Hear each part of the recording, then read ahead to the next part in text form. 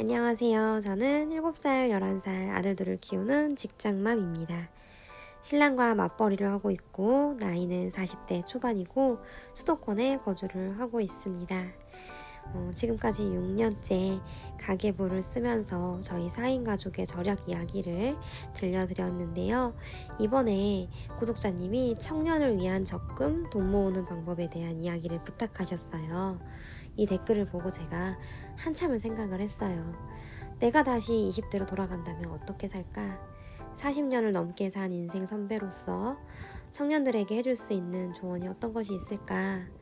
한참 생각을 하는데 제가 난임으로 고생했을 때가 생각나더라고요. 임신할 수 있다는 온갖 비법을 찾아다니다가 결국은 운동과 식단 관리로 몸이 건강해지니까 아이가 찾아왔어요.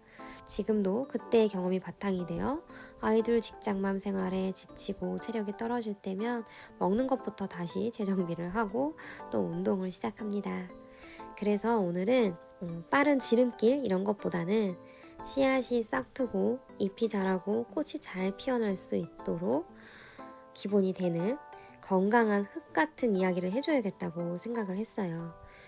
그리고 살다가 슬럼프가 오고 위기가 찾아올 때에도 다시 시작할 수 있도록 그런 얘기를 해주면 좋겠다 생각을 해서 준비를 했거든요. 그래서 지금부터 7가지 이야기를 할 거예요. 잘 듣고 여러분께 꼭 도움이 되었으면 좋겠습니다. 첫 번째, 20대엔 그 나이 때 할 수 있는 걸 했으면 좋겠어요. 바로 내 몸값을 높이는 것. 그때는 시간도 많고 체력도 좋잖아요. 내가 지금 일하고 있는 분야에서 능력자가 되세요. 직장인이건 사업을 하건 상관없어요. 그 분야에서 자신의 최대의 능력을 발휘할 수 있도록 공부하고 연구하고 경험해 봤으면 좋겠어요. 지금 일하는 분야가 적성이 안 맞다면 젊었을 때 그때 나한테 맞는 일을 찾아보세요. 이것도 해보고 저것도 해보면서요. 젊어서 고생은 사서 한다는 말을 40대가 되어보니 알겠더라고요. 그 젊음이 얼마나 좋았던가를. 젊어서는 잠 못 자고 공부를 해도 금방 회복하고요. 며칠 야근을 해도 주말 쉬고 나면 또 괜찮아져요. 그런데 지금은 하루만 못 자도 힘이 들어요. 그리고 또 지금은 돌아서면 잊어먹어서 공부도 못 하겠어요. 부동산, 주식 이런 건 돈만 있으면 언제든 할 수 있지만 내 몸값 높이기는 젊었을 때 그때가 기회예요, 여러분. 나이 들면 이직도 안 되는 거 아시죠? 젊고 아이디어도 많고 체력도 좋을 때 그때 내 몸값을 높여서 목돈 모으기의 기본인 안정적이고 탄탄한 소득을 최대로 끌어올리셨으면 좋겠습니다. 두 번째, 빠르게 쉽게 돈 모으기에 매달리지 마세요. 그런 거는 없습니다. 주식으로 대박난 사람, 부동산으로 대박난 사람, 그 대박이 얼마나 갈까요? 쉽게 운 좋게 버는 돈은 그만큼 쉽게 없어져요. 투자 수익으로 부자 된 사람들은 항상 성공만 했을까요? 아니요. 실패와 성공을 수십 번 반복하면서 멘탈도 수없이 무너졌다 다잡았다 했을 거예요. 세상에 쉬운 거는 아무것도 없어요. 근로소득, 사업소득 우습게 보지 마세요, 여러분. 이런 경험이 있어야 돈이 귀한 줄 알고 돈을 귀하게 여겨야 내 돈을 지킬 수 있어요, 여러분. 세 번째, 소비 습관에 대한 이야기를 할 거예요. 소비 지원 습관을 들였으면 좋겠어요. 저에게는 7살, 11살 아이 둘, 그리고 양가 부모님, 이렇게 부양해야 할 가족들이 있다 보니까 소비 절제를 할 수밖에 없어요. 그런데 경제적으로 부양할 가족이 없는 청년들은 소비에 한없이 너그러워질 수 있거든요. 게다가 요즘 SNS 홍수 속에서 모방 소비, 충동 소비 늘고 있죠. 바로 반응하지 말고 하루만 참아보세요. 이틀만 참아보세요. 그러면 사고 싶다는 생각이 희미해져요. 그리고 잊혀져요. 그래도 사고 싶은 게 있으면, 그래도 하고 싶은 게 있으면 카드 쓰지 말고 돈 모아서 쓰세요. 여행, 명품백 같은 거 말이죠. 그럼 이어서 네 번째, 신용카드에 대한 이야기 할게요.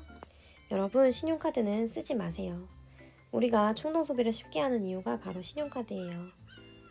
돈이 있고 없고에 상관없이 물건을 살 수 있는 마법 같은 결제수단, 신용카드. 이거는요, 빚이에요. 지금 물건을 받고 나중에 돈을 내는 거잖아요. 짧게는 한 달, 길게는 2달 후에 미래소득을 가져다가 미리 쓰고 있는 거예요. 부자 되기의 제일 원칙은 내 수입 안에서 소비를 하는 거예요. 그래야 남는 돈이 생기고 저축이 가능하거든요. 그렇다고 신용카드를 포기하기엔 혜택이 너무 많지 않나요? 혜택이 많은 카드는 바로 돈을 많이 쓰라는 뜻이에요. 그래야 신용카드 회사가 돈을 많이 벌잖아요. 여러분, 열심히 돈 벌어서 카드값으로 없어지는 인생 말고 열심히 번 돈 그대로 통장에 두둑히 쌓이는 인생 하셨으면 좋겠어요. 그러려면 신용카드 꼭 자르세요. 5번째는 술, 담배, 커피 안 하셨으면 좋겠어요. 안 하는 게 제일 좋은데 꼭 해야 한다면 줄이세요. 이 3가지는 공통점이 뭐예요? 중독성이 있는 거죠. 할수록 그 소비량이 늘게 되어 있고 건강에도 매우 안 좋습니다. 저희 부부는 술, 담배는 전혀 안 하고요. 커피는 신랑이 조금 마시긴 해요. 그런데 저희가 이 3가지를 안 하는 것만으로도 한 달에 최소 30만 원은 기본으로 절약이 됩니다. 이어서 6번째 건강 이야기 할게요. 여러분 젊어서 건강 챙기세요. 20대 건강관리로 30대를 살고 30대 건강관리로 40대를 살아요. 건강하면 뭐든지 할 수 있지만 건강을 잃으면 아무것도 할 수 없어요. 운동을 하면 몸과 마음이 건강해져요. 기분도 좋아지고요. 살다 보면 지치고 힘들 때가 참 많은데 운동을 하면 지친 몸과 마음을 회복할 수 있어요. 운동을 하면 처음 만나는 사람과도 할 수 있는 얘기가 생겨요. 좋아하는 운동 있으세요? 요즘 무슨 운동 하세요? 운동 안 하세요? 저는 이런 운동을 하는데 스트레스도 풀리고 재미도 있고 체력이 좋아지니까 할 수 있는 일도 많아졌어요. 이런 거 해보시지 않겠어요? 같이 해보지 않으실래요? 저 같은 경우에는 안 생기던 애도 생겼죠. 7번째, 차는 안 산다. 시간과 체력이 다 되는데 굳이 살 필요 없어요. 정말 특수한 경우를 제외하고는요. 차는 일단 사면은 차값만 몇 천이죠. 그리고 보험료, 기름값, 엔진오일, 각종 필터 같은 소모품 교체, 또 세차, 비용 만만치 않아요, 여러분. 그리고 차값은 탈수록 떨어지잖아요. 남는 게 없어요. 차는 안 살 수 있으면 안 사셨으면 좋겠습니다. 지금까지 돈 모으기의 기본 7가지 이야기를 해드렸어요.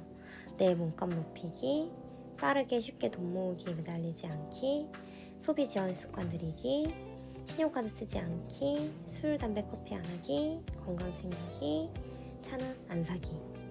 여러분이 이 영상에 쏟으신 시간이 아깝지 않도록 꼭 필요한 이야기만 골라서 전해드렸으니까 꼭 기억하시고 여러분 인생의 건강한 걸음이 되었으면 좋겠습니다. 감사합니다.